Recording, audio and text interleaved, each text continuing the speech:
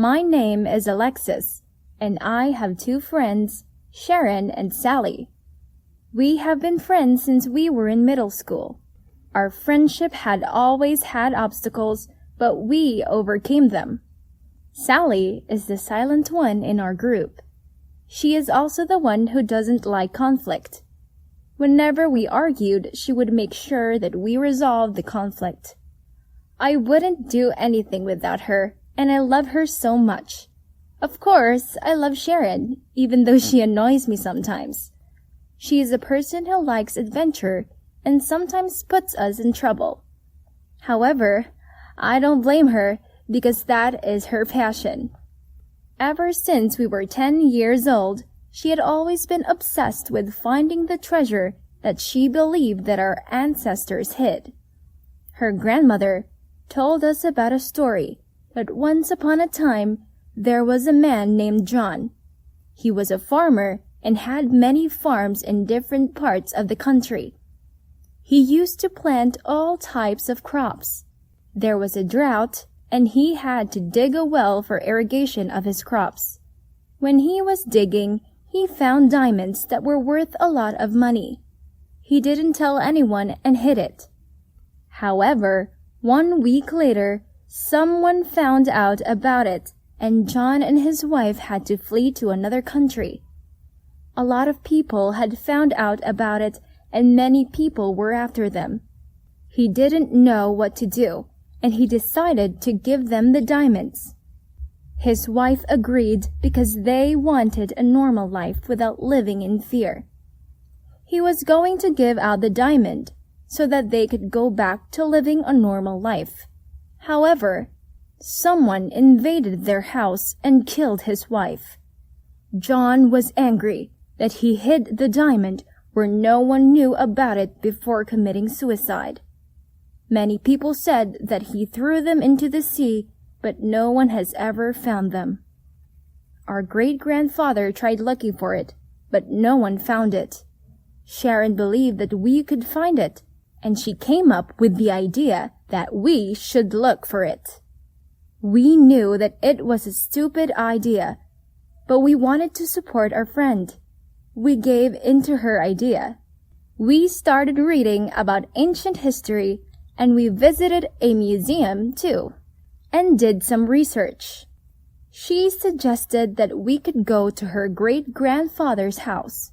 It was very dusty because nobody lived there in the past 20 years. Her family didn't want to sell it and decided to leave it. They said that their great-grandfather wouldn't be happy if they sold it. We opened it and went to the library and started going through the books. We found a compass and a map. The back of the compass had some writings. We used the map and we realized that it was somewhere called Redfield. We went there at night and found an ancient tree. It looked like it was 150 years old. We dug at the foot of the tree and found a casket, and we thought the diamonds were there. However, when we opened it, there were just bones. This meant that what we found in the compass wasn't what would guide me. We went back home, and Sharon couldn't stop complaining when we were heading back home.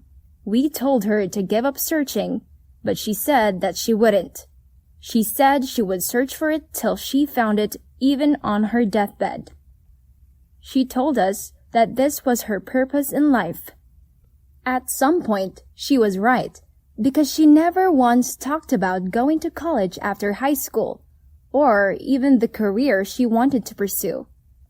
The rest of us had already figured out what we wanted to pursue, but she would always say that she would figure it out when the time came. 2 days later, she told us that the number we found was a place. She read that it was Malliot. I had never heard of that name. We Googled and found out that it was an address. We went to that address, and it was an old abandoned house. We looked for something that could help us find the treasure, but we found nothing. As we were planning to head back home, we saw something that struck our eyes. We dug it and found a compass and a map, like the ones we had before. However, this one had a different address, which meant that we were back on track. The address was very far, hence we couldn't make it that day. We planned to go on Saturday. When I arrived, it was past my curfew. I tried sneaking into my room by climbing my window. My dad was waiting for me in my room. I was surprised to see him. He said he knew I would sneak in. That was why he decided to wait for me in my room. He asked where I had been, and I lied that I was studying with my friends.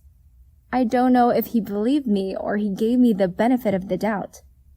He told me to sleep well and went to his room. I had never lied to my father, and I felt guilty doing so. But how could I tell him about the treasure we were looking for?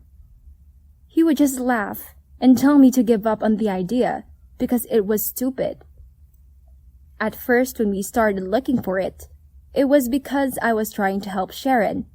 However, as time went by, it became interesting. Hence, I was doing it because I loved it. I was looking forward to the day that we would go on the adventure. My thinking capacity also increased because I had to think hard about anything we found. We couldn't miss even a small detail because that might lead us to find the treasure. We all were looking forward to going to Bastet on Saturday. Who knows, maybe we are closer to finding our treasure. Follow for part 2 to know what happened if we can find the treasure.